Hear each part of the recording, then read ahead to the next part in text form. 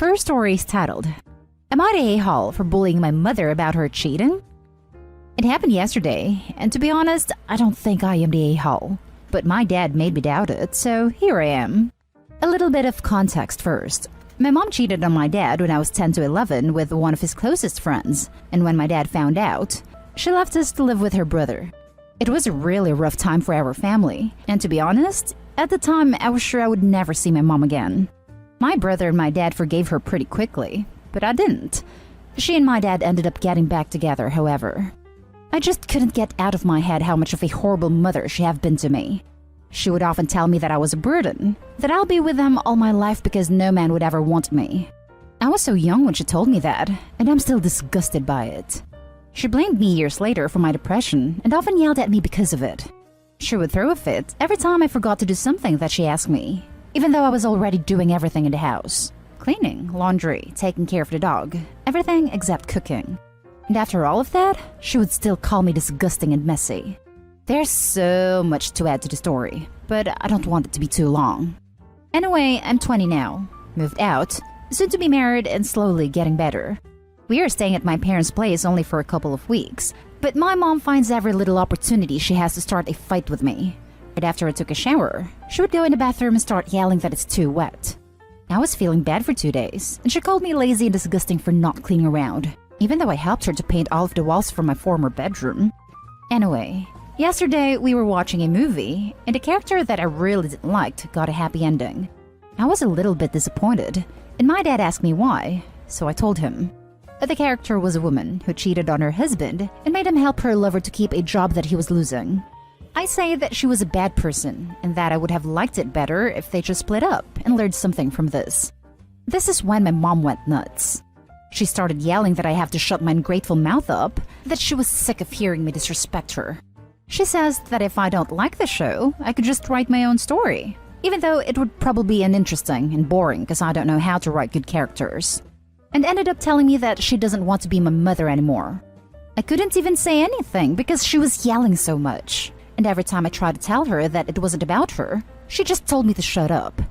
My dad called me a manipulative bee and said that the fact that I tried to justify myself proved that I was guilty.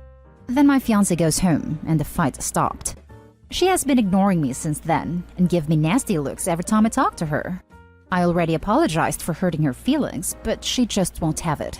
So Reddit, am I the bad guy here? Now for the top comments. Not the a-hole. You didn't mean it as a poke on her. The fact she took it as if you did is on her. Also, it wasn't your actions that led to consequences. All that said, it doesn't mean that there won't be bad blood about it. Lol, she saw a shirt that fit and decided to wear it. Not the a-hole. Not the a-hole. She made a mistake. She took offense, and you are allowed to have your own moral compass. She doesn't get to take the high road on you. Not ever, about the topic of cheating. Cheating is never a mistake. She was a consenting adult and was always an a-hole. Not the a-hole. You are fully entitled to your feelings. Your mom knows what she did. She's literally suffering the consequences of betraying her family. She also sounds abusive and toxic. I'd cut them off if I were you. They're not worth the hate and abuse at all. That's just it. She isn't actually suffering any consequences. The dad and brother forgave her immediately, and then allowed her to be abusive to her daughter without consequence. I agree, though, that Opie should definitely cut them off and never look back. No one in that family is worth her time. My brother often took my side, but he's rarely around, living far from us. So if I don't tell him what happened, he just don't know. And it has always been hard for me to talk to him about my problems. He has a lot of things to deal with, so I feel like I would simply be one more burden for him if I talk. However, he had a violent breakdown on my 20th birthday about our parents and how they treated us when we were younger. So I don't think that he will really cut contact with me if I go low or even no contact with my parents. But for some reasons, I'm still afraid. Anyway, I'm gonna talk to him about it all next time I'll see him. Edit. Thank you all very much for your reply. To be honest, I thought that I'll get like 10 reply at best, so it's a big surprise to me to see so many of y'all responding. I've received some really good advice, and most of you have been really sweet to me in the DMs or in comments. Thank you all for your kind words. I really needed them. We're currently staying at a hotel. my significant other and I, and we're going back home as soon as possible. Tomorrow, I'll call my brother to let him know about what happened and what will happen. From now on, I'm gonna go low contact with my mother and father as well. Reading all your messages made me realize how bad they messed up my life so far. Fiancé was in therapy for years, so is ready to help me find a good therapist and get some help about my mental health. Some people ask me about any future children I may have. Well, it was already pretty clear between significant other and I that once we'll have kids, we'll set some strong boundaries with my parents. But now I'm not even sure if I really want them around my children at all. Anyway, thank you all again for your reply. I'm also sorry because I just can't answer to all of you, but what you all write to me really means a lot. I wish you all the best and promise you to take your advices and do better for me, my brother, my fiancé, and our future children. Bless you. Now for the next story. Am I the a-hole for telling my parents they can figure it when they ask me to walk my sister home from her extracurriculars? I, 16 female, have a sister, 14 female. My parents favor her, always have. She's been doing extracurriculars since she was 5, whatever ones she wanted. Whereas I never got to do them until last year when I agreed to pay part towards it, and I have to walk there and back myself. Where we live, my sister's extracurriculars were called off for several months because of COVID, but one has started back up outside. And they wanted me to walk her home because it's a half-hour walk and it's kinda dark outside when they finish. I told them they should do it, and they said they couldn't. I told them to figure it out since I never got that kind of help, and they were never afraid for me to walk home in the dark when I was her age. I pointed out that was only 2 years ago too. They said I was being mean to my sister because of issues with them. And admittedly, our relationship has suffered because I'm jealous. And she doesn't get how much it sucks to see a sibling so close in age to you get everything you didn't. I'm not saying they didn't feed or clothe me, but the favoritism has been a thing since we were really young. My parents are still saying I'm a jerk for how I handled them asking me for help. And I am just like, how can they say that when they're the cause of all this? They don't seem to care. They never care when I bring up how they treat us so different and how they gave my sister so much more than me. Am I the a-hole? Not the a-hole. Stand your ground. You're entitled to making your choices, and I hate it when parents pick favorites. I've dealt with it as well at times, because, well, it sucks. Tell them if you don't stop picking favorites, then you can stop asking favors of me. You're not entitled to my help unless you earn it. Or something along those lines. Definitely not the a-hole, though I'm a little torn on what Opie's supposed to do about it. On the one hand, she'll probably never forgive herself should something happen to her sister. On the other, there's the fact Opie's only 16 herself, so she's probably not a particularly effective deterrent either. Not the a-hole. They got her to go to those classes. Let them figure out a way to get her back too. It might sound a little rude, but I really hate it when parents have favorites among their own kids. Right? Like, if she was a lot younger, it would be different because, yeah, financials can change and overall style can change, but they never made the effort to give me even half the opportunities they gave my sister. Info. Have you spoken to your parents or in any way tried to address the difference you notice between the way they treat you versus sister? Edit. Not the a-hole. Oof. If you've spoken about this and they just don't care? Yeah, that sucks. Have you seen the experiment where they give monkeys different rewards for the same behavior? Yeah, they don't care. Next story is titled, Am I the a-hole for not looking after a kid anymore?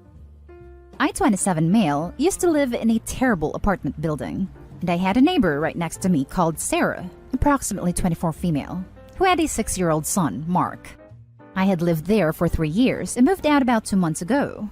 My grandfather passed away and left most of his money/possessions to me and my sisters. It wasn't much after taxes, but I was able to use it as a deposit in an apartment. Sarah and her son moved in about 4 to 5 months after I did, and although she didn't talk about it, I got the feeling that her ex hadn't been the greatest. Police would come around occasionally to check if she was okay. The kid was scared stiff of loud noises and yelling, etc. I work from home, data analyst, so was around a lot. Mark used to go to a preschool while she worked, and then after he started school, he was supposed to go to an after-school child minding thing. Sarah works 10 a.m. to 8 p.m. as a nurse aide. Problem is that back in March of last year, his after-school thing closed, and then a couple months later, his school shifted all their learning online, while his mom only got busier because of the virus.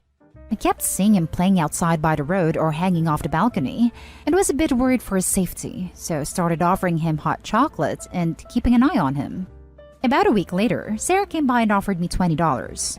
She was very apologetic and explained that her parents disowned her and she couldn't afford a full-time nanny for him, but also couldn't afford to quit her job to keep an eye on him, which was basically her only other option. My older sister is a nurse, and I'd seen her looking shattered and with bruises on her face from her masks, so I felt really bad for them and offered to keep an eye on Mark while she worked, since I was at home anyway and he's a cool kid. Long story short, I told Sarah in October I was moving out, and she was distraught about what to do with Mark. School/childcare still hadn't reopened here yet. I offered for her to drop him off at my new place while she was working, as a temporary solution during the virus.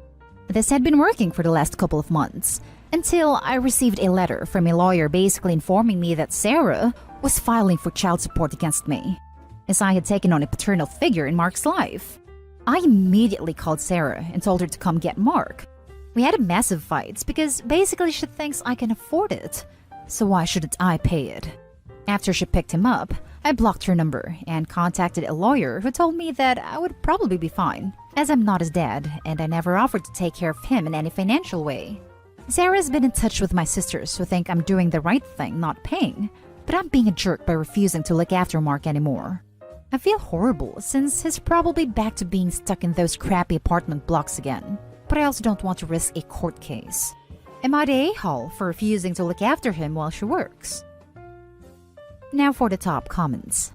Not the a-hole, you were being nice, and Sarah decided to take even more advantage of you than she already was. The audacity of this lady. I seriously cannot even believe it. My jaw dropped reading this. I'm sorry you and Mark are dealing with this. My reaction exactly. Shocked. He is being a good guy, and the poor kid has to suffer and lose his buddy because the mom is greedy. Sad.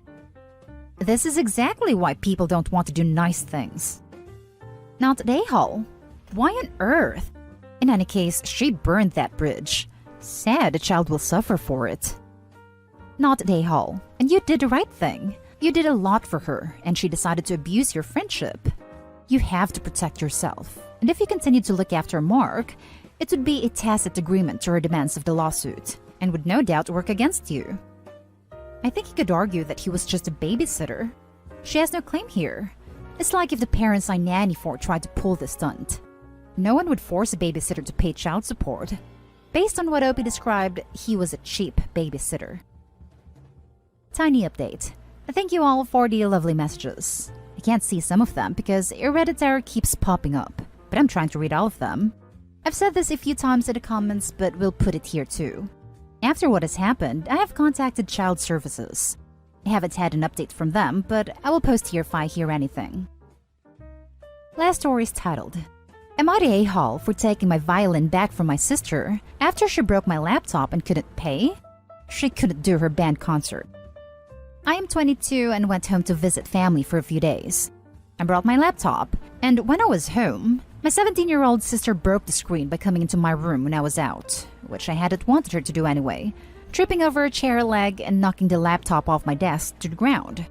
I found out it would be $400 to have it fixed, and I asked my sister for the money. She babysits and does other work to make money.